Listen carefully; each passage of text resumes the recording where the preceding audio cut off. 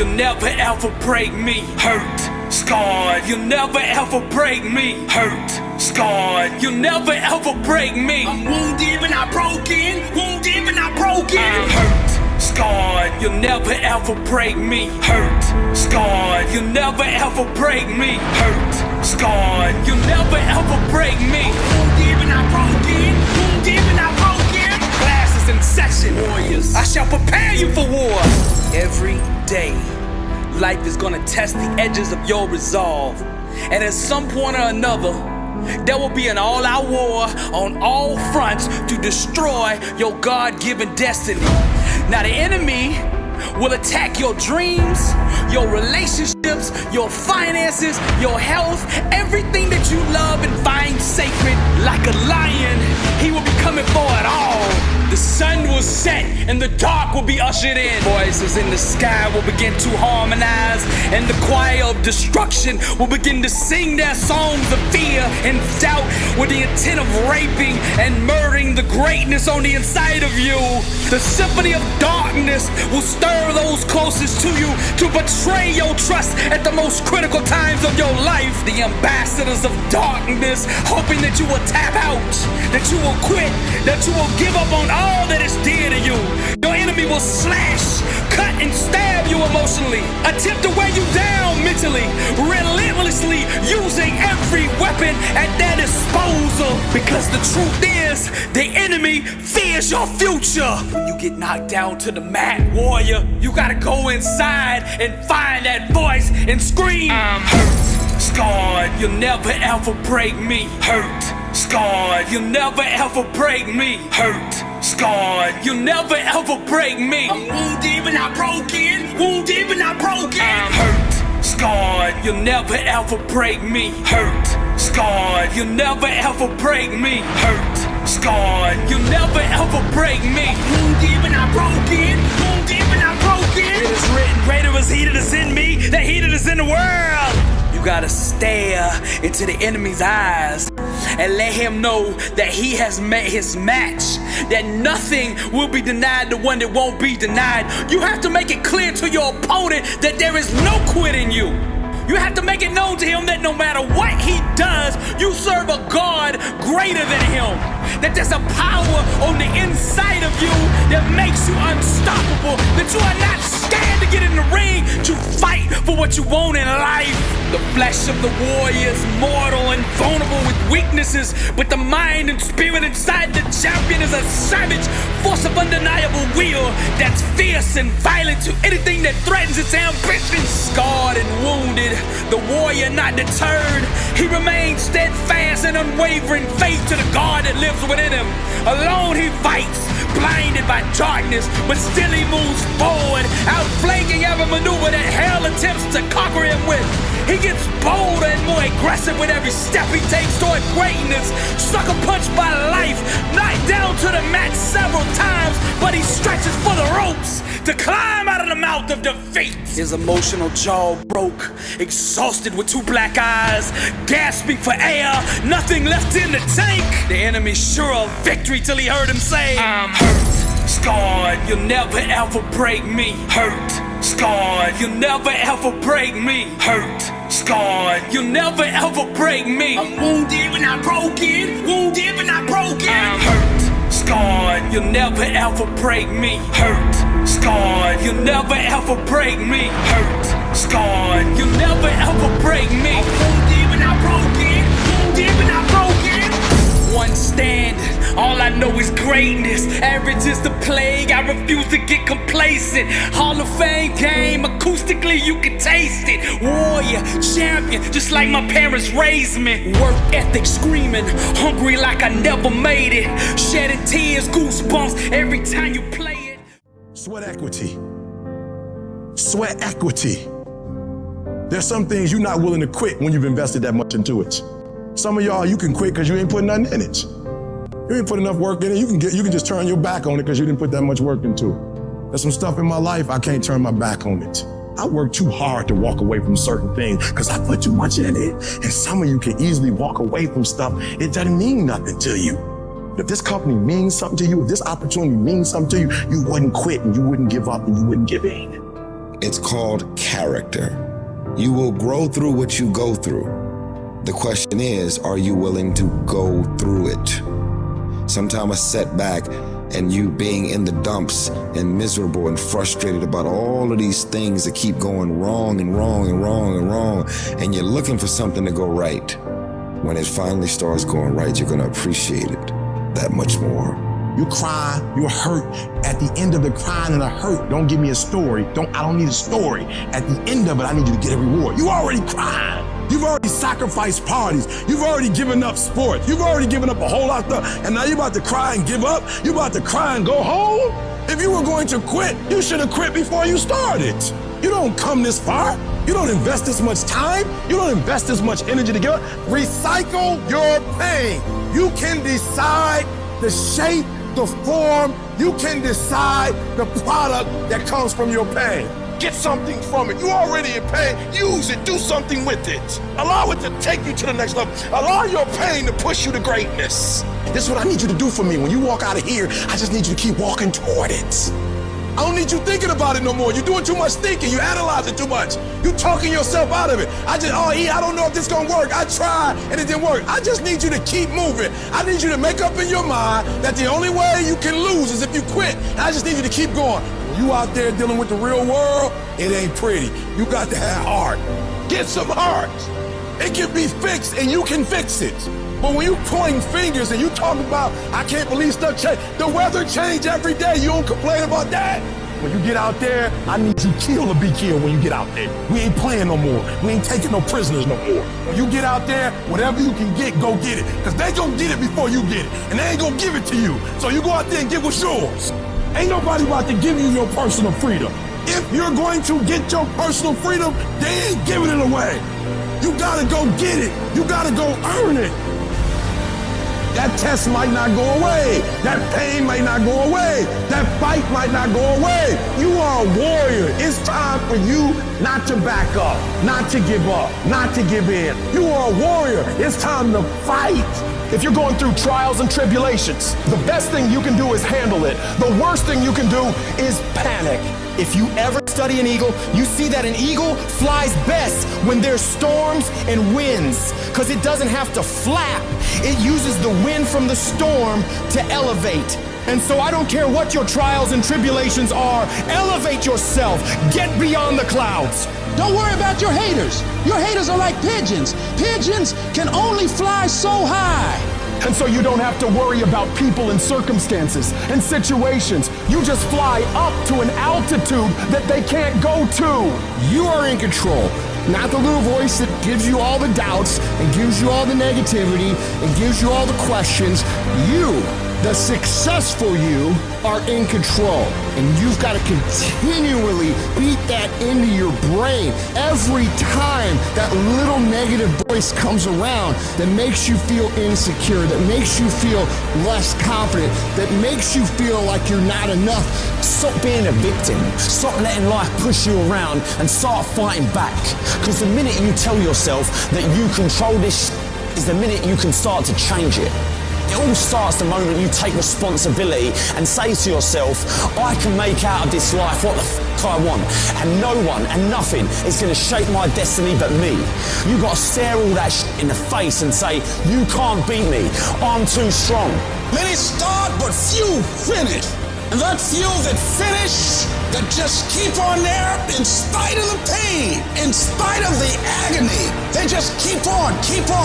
And once they break through that wall, now it's just automatic. It's not a question of whether or not you will do it, it's done. Where you stop worrying, where you begin to trust, you get still and begin to know that you are entitled to this. You're supposed to have this. This is your calling. This is the reason that you're here. This is your time. It's done. When you no longer focus on the obstacles, when you no longer care what people think or what they might say, when you no longer find the need to seek their approval, it's done. It's done. When you say whatever price I must pay, I will do that. It's done when the pressure within you is greater than the pressure outside of you. You can write everything down if you want to. Be brave enough to write every one of your goals down. But I'm going to tell you something. Life's going to hit you in your mouth, and you got to do me a huge favor. Your why has to be greater than that knocked out. Are you willing to get your teeth kicked out for your dream? That's why many are called, but few are chosen. Because everybody won't get the beat down. Everybody's not willing to face rejection. Everybody will not talk to 4 people and visualize 5,000. Everybody won't take the controversy. Everybody won't take the heat. Everybody won't hold themselves to a higher standard. As soon as you write your dream down, somebody about to bust you in your mouth. Whatever it is that thing you say you want to do, they coming at you. The reason why you do what you do is more critical than what you do. Because if your reasoning is weak, you're not going to get it done. Why? Because life is going to beat you upside your head. Life will strip you to the core. Once your ball start tripping, you about to start crying. Once life hits you with a punch or two, you ready to quit. Phenomenally skilled is cute, but it is a phenomenal will that says every time I get knocked down, I will get back up and I will succeed. I will not surrender. But if you're weak, you will be broke. And I'm not here because I'm the best. I'm here because they tried to break me and they couldn't. Think about your community. Think about your kids. Think about the obstacles and the problems, the so-called problems in your community. Think about them. Osborne said, in life, you will always be faced with a series of God-ordained opportunities brilliantly disguised as problems and challenges. We can't judge according to appearances. We must look at the poverty and the despair and the pain and the stress, and in the midst of that, we see prosperity, we see health, we see peace, we see possibility. I'm telling you to dream your dream because I want you to feel it. I want you to taste it. I want you, just like when the weather is changing, you can feel it. I want you to be able to feel when you're getting closer to it and closer to it. If you are still alive, there's still room for growth. There's still room for improvement. You can still get bigger. You can still get better. You can still be bolder. There's still room to grow and be better. Get out of your head and into your greatness. You can't stroll to your goals. You keep being casual, you will end up a casualty. Death is not the greatest tragedy of our time. The greatest tragedy is what dies inside of us while we're still alive. Not trusting your gift is sinful because by God it was put in you. I don't know what you've been through, but trust your heart, it will defend you. You need to use your tongue to validate your gift and look yourself in the mirror and encourage yourself and say, I'm still gifted. I've been through some pain, but I'm still gifted. I've buried some loved ones, but I'm still gifted. I've had some setbacks, but I'm still gifted. Despite the circumstance, you can win. Despite the giants, you can win. Despite the adversity, you can win. Despite the obstacles, you can win. Despite the situation, you can win. Despite how much money you got in your bank, you can win. You can pull it off. Why do you do what you do? Why is that important, Les? Because when the storms of life come, and they're going to come, when life pounces on you, and that's going to happen, when it catches you on the blind side and drop you to your knees, and that's going to happen, when people don't come through for you and don't keep their words and don't support you or actively work against you, and that's going to happen, when you want to give up, and that's going to happen, your reasons will be your bridge over troubled waters. You got to know why you're out here, because you're going to get your butt kicked. But you gotta know why you're there, because your reasons, when life drops you to your knees, your reasons will help you get back up. What are the reasons? Write down why you're here. Write down 5 compelling reasons of why you're gonna keep your commitment to change your life. Keep your commitment never to go back to the life that you once lived. Keep your commitment to creating wealth for yourself, to taking care of your children, to be more responsible. Keep your commitment to live a life of contribution, to keep your commitment to be a conqueror, and to act like it, and to have authority and dominion of everything in your life. What are those reasons? If life knocked you down, try and land on your back, because if you can look up, you can get up. Your reasons will help you to get back up again. What's that thing that's gonna pump you up and get you over that hill? What's gonna pump you up and get you over that mountain? What's gonna pump you up and get you past that disease? What's gonna pump you up and get you past bankruptcy? What's gonna pump you up and get you past that crazy credit score you got? What's gonna pump you up and get you to the other doggone side? I'm talking about hope. You gotta be able to see it when it cannot be seen. You gotta see it in your mind's eye. You have to see it happening. You have to see yourself writing the book before the book is finished. You gotta see it. You have to see yourself graduating, even though the teachers are telling you that it's not going to happen. Even though you got the letter saying you're getting kicked out of school, that you're on academic probation, that you're dismissed. Hope, you have to believe in the unseen. Because if you can't believe in it, you will never manifest it. But when you believe in it, you demand the universe to assist you in what you're doing. And if you can see it before everybody else can see it, then it's going to eventually come to you. If I could work hard every day, with being blessed with the physical tools that I have, what would my career be? And I made a promise to myself from that day that I was going to work hard every single day so that when I do retire, I have no regrets. And that was the most important thing for me, is to leave no stone unturned, get better every single day. And if I lived that way, then over time, I'd have something that was beautiful. But that was my philosophy. It seems like a pretty simple one, but if you live your life to just get better every single day, and do that for 20 years, what do you have?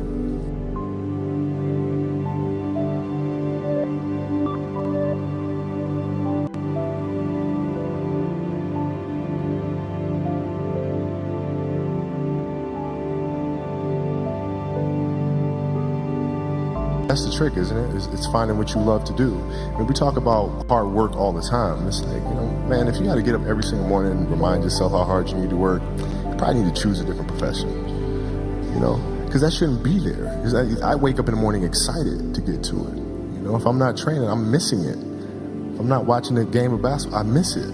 There's no place I'd rather be. And if you have that feeling, then you're truly doing what God has put you on this earth to do. I think the best way to prove your value is to work, is to learn, is to absorb, to be a sponge. But you always want to outwork your potential. As hard as you believe you can work harder than that. And that's what I tried to do when I first came in the league. But basketball is such a direct competition sport that me coming in at 17, I hated when my teammates would say, I get hit with an elbow, right? Shaq would hit me with an elbow in practice. And I always had that extra chip on my shoulder. So every day in practice for me was really trying to annihilate everybody that I was playing against. Because I wanted to prove you don't need to babysit me. I'm fine, And so it's always that competitive nature, the work ethic, and curiosity. Because I asked a lot of questions. Playing with Byron Scott, I asked him a lot of questions. Eddie Jones, who was great at chasing guards off the screens, and I didn't understand how to do that. I would sit with him before practice, after practice. Magic, James Worthy, Kurt Rambis, Kareem Abdul, all the Laker greats. I would always sit down and just ask them questions about certain games that I studied growing up. What actually happened there? What did you feel there? Why? Phil introduced meditation to us when he came to our team in 99, 2000. And it was something that I instantly gravitated to because I could see the effects. Right? I used to watch, studying the games, the Bulls teams, and watching their demeanor, watching their composure, playing in a tough place like Utah, doing the finals and being down 17. Couldn't tell if they were down 17 or up 20 or a tie game, and it never changed. And I was wondering why the hell that is. And that's when I started doing more research. And when Phil came, I immediately gravitated to it and found myself accepting the challenge of finding what that space is. And for the 81-point game, man, to be honest, I wasn't even thinking about the game. My knee was hurting so much. I didn't know then, but I had a flap of joint of cartilage stuck in my joint line. And so my mind was really trying to go to a place where I don't feel that pain. And the game started, and because of that, I was just in a different space. I wasn't worried about what was to come. I wasn't worried about what just happened. I was just here. And when you're just there in the moment, playing plays right in front of you, your focus is heightened because nothing else matters.